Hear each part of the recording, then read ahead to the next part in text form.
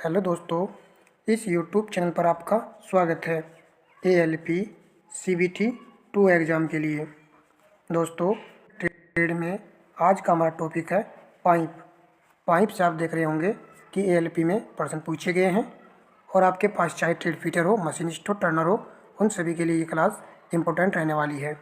इस क्लास में 32 प्रश्न कवर करेंगे और दोस्तों चित्र के माध्यम से भी प्रश्नों की व्याख्या को समझेंगे। चलिए क्लास को आरंभ करते हैं। तो कुछ समय है आपके पास, इस समय में आपको सदुपयोग करके ट्रेड पर ज़्यादा फोकस करना है। पाइप के एक सिरे को अवरुद्ध करने के लिए निम्नलिखित में से कौन सी फिटिंग आइटम का प्रयोग किया जाता है? Union, plug, reducer, coupling. तो इसके लिए दोस्तों प्लग का प्रयोग किया जाता है। ऑप्शन बी राइट आंसर है। सेकंड प्रश्न को देख लेते हैं, फिर हम जो है प्लग के बारे में समझेंगे। दिए गए विकल्पों में से पाइप के थ्रेड के मानक प्रारूप की पहचान करें। इसके लिए आएगा चारों ऑप्शन में से ऑप्शन बी BSP। पाइप के थ्रेड के मानक रूप की पहचान की जाती है BSP से। ठीक है, अब हम चलते हैं पाइप के पोर्शन पर। देखिए दोस्तों, पाइप में जो प्लग होता है, प्लग का प्रयोग पाइप के अंत में पानी को बंद करने के लिए प्लग का प्रयोग किया जाता है। प्लग के ऊपर भाग में चूड़ियाँ कटी होती हैं। आप देख रहे होंगे कि यहाँ पर ये चूड़ियाँ कटी हुई हैं। प्लग को घुमाकर बंद तथा खोलने के लिए इसके ऊपर स्क्वायर सिंक बनी होती है। ये ऊपर जो है स्क्वायर सिंक बनी हुई होती है। प्लग एवं कैप में अंतर यह है कि कैप के अंदर चूड़ियाँ कटी हुई होती हैं, जबकि प्लग के बाहर चूड़ियाँ कटी हुई होती है। ये इम्पोर्टेंट फैक्ट जानकारी थी, इसको यहाँ पर देख सकते हो आप। अभी हमने बताया है कि प्लग पर जो है बाहर चूड़ियाँ कटी हुई होती हैं और प्लग को खोलने और बंद करने के लिए इसके ऊपर स्क्वायर सिंक बनी हुई होती है। ठीक है, और कैप में जो चूड़ियाँ अंदर की ओर कटी हुई होती हैं। चलिए, प्लग का प्रयोग अंत में पानी को बंद करने के लिए किया जाता है। जैसे ही आपका पाइप है, यहाँ पर आप प्लग लगा दीजिए तो यहाँ पर अंत में जो पानी बंद हो जाएगा। अब हम चलते हैं अपने प्रश्न पर।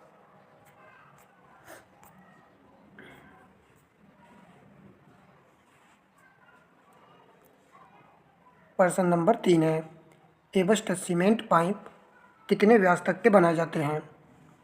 तो ये बनाए जाते हैं 15 सेंटीमीटर से 2 मीटर तक के एबस्टस पाइप जो बनाए जाते हैं, और ये पाइप सीमेंट के बने होते हैं। 15 सेंटीमीटर से 2 मीटर तक व्यास के ये बनाए जाते हैं। नेक्स्ट प्रश्न पर आइए। डायमीटर 500 mm और डायमीटर 150 mm के बीच के आकार वाले पाइपों को पकड़ने के लिए निम्नलिखित में से किसका उपयोग किया जाता है? आपको बताना है कि 500 मिलीमीटर व्यास वाले पाइपों को पकड़ने के लिए किसका प्रयोग किया जाएगा? तो इसमें प्रयोग किया जाता है चैन पाइप रिंच का। चैन पाइप रिंच का प्रयोग किया जाता है। इसका भी चित्र आप देख लीजिए।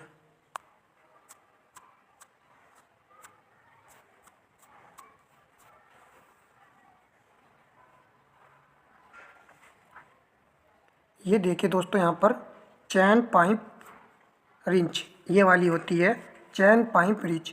चैन पाइप रिंच के द्वारा बड़े बड़े पाइपों को खोला तथा कसा जाता है। और यहाँ पर कह रहा है इस रिंच से 50 से 150 mm तक के व्यास वाले पाइप का प्रयोग किया जाता है इस रिंच से। ठीक है, इसमें एक चैन लगी होती है, इसलिए तो इसका नाम चैन पाइप रिंच है। चैन को पाइप के ऊपर लपेटकर रेंच फंसाकर हैंडल द्वारा टाइट या खोला जाता है। जो बड़े बड़े पाइप होते हैं, नल होते हैं या नलकूप, आपने देखा होगा जब मोटर नीचे फूक जाती है तो उसको पाइपों को निकालने के लिए चैन पाइप रिंच का प्रयोग भी किया जाता है। ठीक है, या फिर नल वगैरह के लिए भी चैन पाइप रिंच का प्रयोग किया जाता है। प्रश्न नंबर 5 है, निम्नलिखित में से कौन सा पुर्जा पाइप फिटिंग पुर्जा है? कौन सा पुर्जा पाइप फिटिंग पुर्जा है? तो राइट आंसर होगा ऑप्शन बी एल्बो। एल्बो का प्रयोग किया जाता है और ये 90 डिग्री के कोण पर बनी हुई होती है। पाइप फिटिंग यहाँ पर ये पुर्जा है एल्बो। क्योंकि पाइप का जिक्र हो रहा है प्रश्न में, तो एल्बो ही यहाँ पर पाइप फिटिंग में काम आती है। इसको भी समझेंगे। प्लम्बर वाइस की बॉडी किस धातु की बनी होती है? प्लम्बर वाइस की बॉडी किस धातु की बनी होती है? कास्ट आयरन की बनी हुई होती है। ALP 2004 में ये पूछा गया है। नेक्स्ट प्रश्न पर आ जाते हैं। पाइपलाइन में ग्लोबल वाल्व का क्या उद्देश्य होता है? पाइप फिटिंग में जो वाल्व प्रयोग की जाती है इसका नाम है ग्लोबल वाल्व। इसका क्या उद्देश्य होता है? तो इसका उद्देश्य होता है दोस्तों, यह जल को नियंत्रित करती है। एल्बो का प्रयोग इसलिए किया जाता है, इससे जो जल नियंत्रित हो जाता है। नेक्स्ट प्रश्न पर आइए। दिए गए वाल्वों में से कौन सा वन वे वाल्व है? वन वे, तो वन वे वाल्व होता है चेक वाल्व, वन चेक, ऐसे याद कर लीजिए, वन चेक याद रहेगा। नेक्स्ट प्रश्न पर आ जाते हैं। वाशर टैप में वाशर का उपयोग वाटर टाइट टैप के लिए किया जाता है।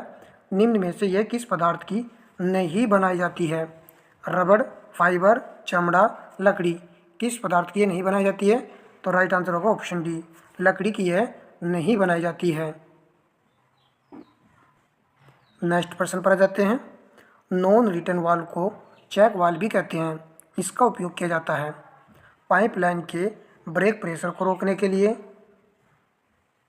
फाइन डिग्री को कंट्रोल करने के लिए, बहाव को नियंत्रित करने के लिए, उपरोक्त सभी। तो उपरोक्त सभी यहाँ पर दिया गया है, आंसर उपरोक्त सभी तो नहीं होगा, आंसर होगा ऑप्शन ए। ऐसे प्रश्न रेलवे में आते हैं, 2006 में आया है। तो याद रखेंगे, नॉन रिटर्न वाल्व को चेक वाल्व भी कहते हैं। इसका प्रयोग किया जाता है पाइपलाइन को ब्रेक प्रेशर को रोकने के लिए, ब्रेक प्रेशर को रोकने के लिए ही नॉन रिटर्न वाल्व का प्रयोग किया जाता है। नेक्स्ट प्रश्न। पाइपलाइन में नॉन रिटर्न वाल्व का क्या उद्देश्य है? तो इसका उद्देश्य होता है एक तरह का प्रवाह। 11 का आंसर डी रहेगा। याद रखना है, एक तरह का प्रवाह नॉन रिटर्न वाल्व, जहाँ पर इसको लगा दिया जाता है वहाँ पर ये लगती है एक तरह के वाल्व में। चलिए, एक पाइप के एक छोर को अवरुद्ध करने के लिए निम्नलिखित में से किस फिटिंग आइटम का प्रयोग किया जाता है? एक छोर को अवरुद्ध करना है पाइप के, तो इसके लिए प्लग का प्रयोग किया जाता है। 2002 में आया, फिर 19 में आया है, यानी कि रिपीट ये प्रश्न हुआ है। देखिए, ये प्रश्न 2019 में भी आया है और DMRC 2018 में भी आया है। पाइप वाइज को 50 मिलीमीटर 150 मिलीमीटर के बीज धारण करने के लिए निम्नलिखित में से किसका उपयोग किया जाता है? अभी बताया हमने, चैन पाइप रिंच का प्रयोग किया जाता है 50 डायमीटर से 150 डायमीटर के बीच। नेक्स्ट प्रश्न पर आते हैं। निम्नलिखित में से क्या एक पाइप फिटिंग में 4 पाइप्स को समायोजित करता है? कौन सा एक ऐसा आइटम है जो 4 पाइप्स को समायोजित करता है? Socket, tee, cross, elbow. तो इसके लिए दोस्तों आएगा cross, option C right answer होगा। क्रॉस इस प्रकार का होता है, ठीक है, ऐसे ऐसे। तो देखिए 4 पाइप्स, इधर भी जल जाएगा, इधर भी, चारों तरफ मुंह खुला होता है। चलिए मैं आपको इसका चित्र भी दिखा देता हूँ।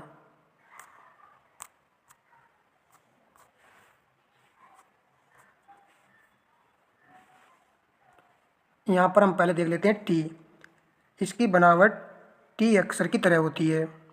तो ये देखिए यहाँ पर, ये हमारी, तो ये देखिए हमारे यहाँ पर, तो यहाँ पर हम देख रहे हैं इस टाइप की टी होती है। टी का प्रयोग करने के बाद पाइप की 3 लाइनें बनी होती है। तो टी में दोस्तों 3 लाइनें बनी हुई होती हैं। याद रखना है कि इसमें दोस्तों 3 लाइनें बनी हुई होती हैं। टी कहेगा तो 3 लाइनें याद रखना है आपको। और इसके भीतरी सतहों में चूड़ियाँ कटी हुई होती हैं।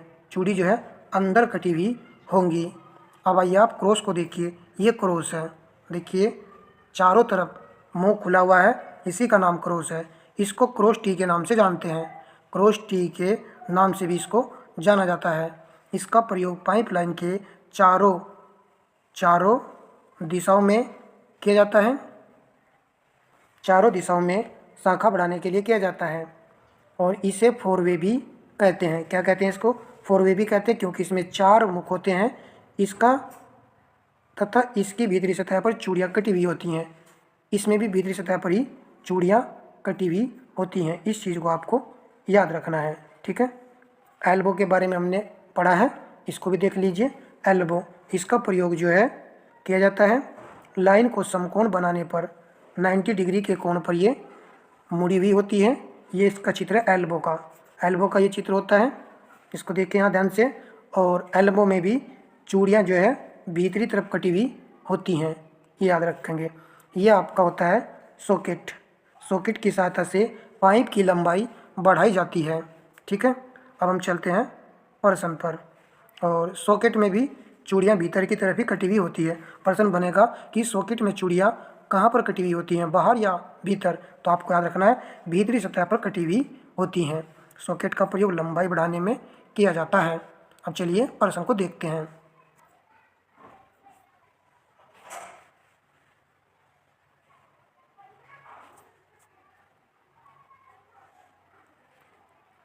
नेक्स्ट प्रश्न को लगाइए। पाइप्स जोड़ने के लिए प्रयोग किए जाने वाला उपकरण क्या है? तो पाइप जोड़ने के लिए किसका प्रयोग करते हैं? तो इसमें किया जाता है यूनियन का प्रयोग। पाइप्स जोड़ने के लिए यूनियन का प्रयोग किया जाता है। नीचे आइए। पाइप कार्यप्रणाली में किस कोण पर एल्बो एवं बैंड पर डिविएशन प्रदान की जाती है? एल्बो के लिए बताया है 90 डिग्री, तो बी और डी को हटा दीजिए, इन दोनों में ही आंसर है। तो ऑप्शन ए राइट आंसर रहेगा। एल्बो के लिए 90 और बैंड पर डिविएशन के लिए 45 डिग्री का कोण बना हुआ होता है। चलिए नेक्स्ट प्रश्न पर आ जाते हैं। चित्र में दर्शाए गए मानक पाइप फिटिंग को पहचानिए।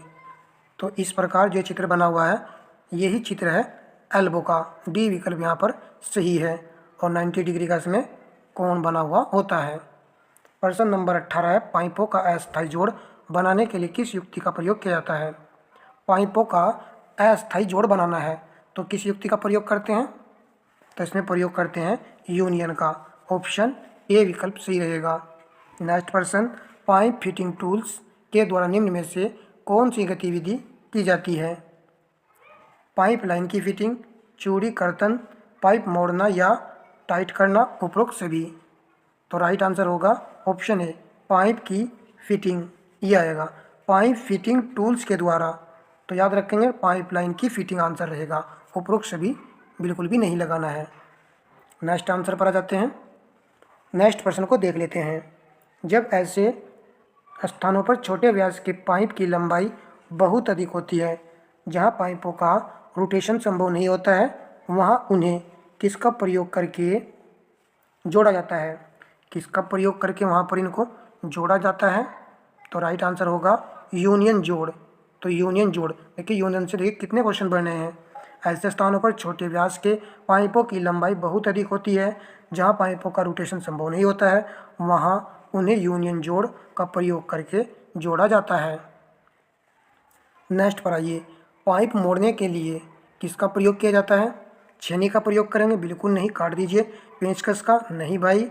वाइस का? नहीं भाई। पाइप बेंडिंग मशीन का? वेरी इजी है, ऑप्शन से छांटने पर यह आंसर लग चुका है। तो इसका बी रहेगा।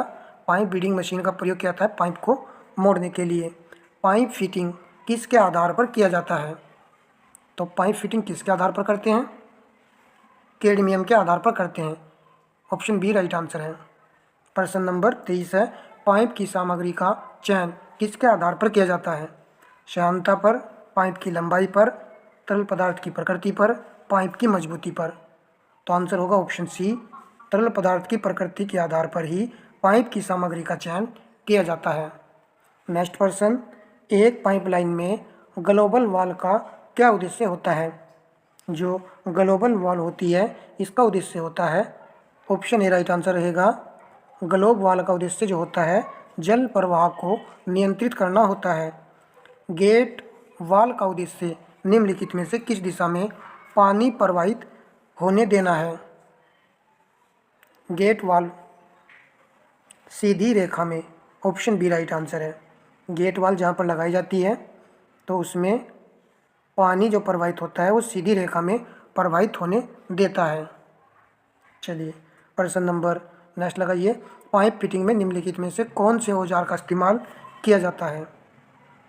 पाइप फिटिंग में तो इसमें करते हैं पाइप वाइस का प्रयोग। 26 का राइट आंसर है option B pipe vice. Next प्रश्न पर आते हैं। दो पाइपों को किस कोण पर जोड़ने के लिए एल्बो का प्रयोग किया जाता है? एल्बो से पर्सन बन रहा है तो 90 डिग्री, बी विकल्प सही था। वाइस पंड ज्वाइंट स्टर्म का उपयोग करते हैं, रिक्त स्थान फिल करना है, दो पाइपों को जोड़ने के लिए। किस प्रकार के दो पाइपों को जोड़ने के लिए वाइपड ज्वाइंट स्टर्म का उपयोग किया जाता है? तो लेड के पाइपों को जोड़ने के लिए, डी विकल्प यहाँ पर सही है। नेक्स्ट प्रश्न पर आते हैं। विभिन्न व्यास वाले दो पाइपों को जोड़ने के लिए किसका प्रयोग किया जाता है?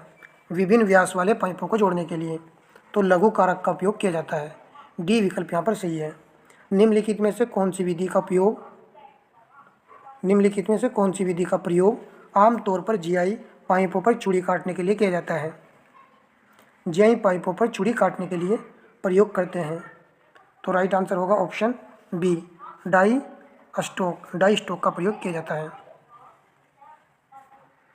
पाइपों को विभाजित करने के लिए विशिष्ट, यहाँ पर फिल करना है, का उपयोग किया जाता है।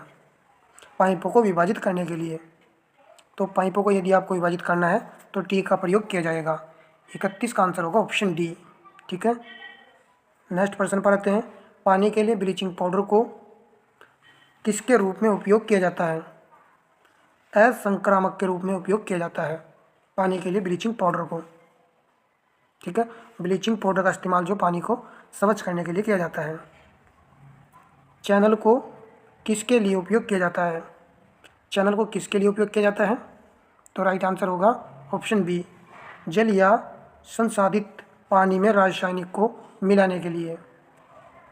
नेक्स्ट पर आइए। पाइप के चूषण सेक्शन लाइन में पाइप को धारित करने के लिए रिक्त स्थान फिल करना उपयुक्त किया जाता है तो राइट आंसर होगा ऑप्शन सी, फुट वाल्व को प्रयोग किया जाता है। तो यहाँ पर हमने 34 प्रश्न कवर किए हैं। ठीक है, सॉकेट का आपको पता चल चुका है, सॉकेट का, एल्बो का पता चल चुका है, टी का पता चल चुका है, क्रॉस का पता चल चुका है, कपलिंग, दो पाइपों को आपस में जोड़ने के लिए कपलिंग का प्रयोग किया जाता है और कपलिंग में आंतरिक चूड़ियाँ कटी हुई होती हैं, इसे पाइप की बाहरी चूड़ियों पर कसा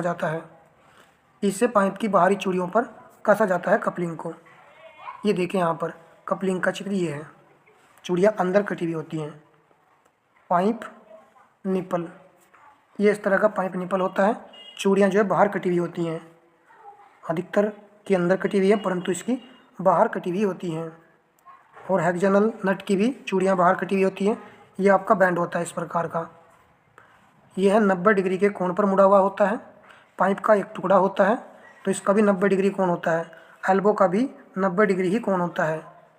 बैंड का प्रयोग दो पाइपों को लंबे रेडियस के साथ 90 डिग्री के कोण पर जोड़ने के लिए किया जाता है। ठीक है, और रिड्यूसर, इसका उपयोग जो किया जाता है व्यासों के पाइपों को जोड़ने के लिए किया जाता है। इस प्रकार का होता है ये, इसका एक सिरा कम व्यास के और दूसरा सिरा अधिक व्यास का होता है। ये इंपॉर्टेंट लाइन है यहाँ पर। ठीक है, और हॉरिजॉन्टल में प्रयोग किया जाता है। प्लग के बारे में पढ़ चुके हैं, यूनियन, और ये कैप होती है आपकी कैप। ठीक है, कैप का प्रयोग पाइप के खुले सिरे को बंद करने के लिए करते हैं। ये पाइप है और यहाँ पर लगाइए कैप को, इसको पूरी तरह से बंद कर देगा। यूनियन का प्रयोग, ये यूनियन का चित्र है, इसका प्रयोग पाइपों के अस्थायी जोड़ बनाने के लिए किया जाता है। अस्थायी जोड़ बनाने के लिए इसका प्रयोग करते हैं। यूनियन को खोलकर पाइपलाइन को अलग अलग कर सकते हैं तथा आवश्यकता अनुसार चेक कर सकते हैं। ये आपका पाइप है। ठीक है, ऐसे यहाँ पर आपने यूनियन को लगाया है, फिर इधर एक पाइप है, इसको आप बीच में से खोल लीजिए, ऐसे करें खुलेगा ये। बोल्ट या नट जो भी इस तरह का दिख रहा है आपको, देखें यहाँ पर, ये इसको खोल लेंगे और फिर ये पाइप अलग हो जाएगा और ये वाला पाइप अलग हो जाएगा। तो यूनियन का प्रयोग होता है अस्थायी जोड़ने के लिए पाइपों को, और यूनियन को खोलकर पाइप को अलग कर सकते हैं। ठीक है, और ये आपका कोक होता है, इसको देख लीजिए, भाषा में टोंटी कहते हैं इसको। और ये स्टॉप कोक होता है जो टंकियों में लगी रहती है। पाइप रिच पढ़ चुके हैं।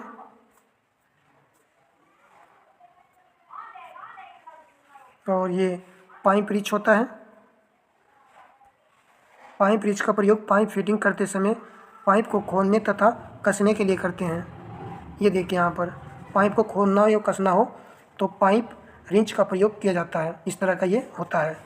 ठीक है, तो दोस्तों इस क्लास में हमने 34 प्रश्नों को कवर किया था। यदि सेशन आपको अच्छा लगा है तो वीडियो को लाइक कर देना, शेयर कर देना है, और फिटर में पास होने के लिए आप प्रैक्टिस जो है बार बार कीजिएगा। धन्यवाद दोस्तों।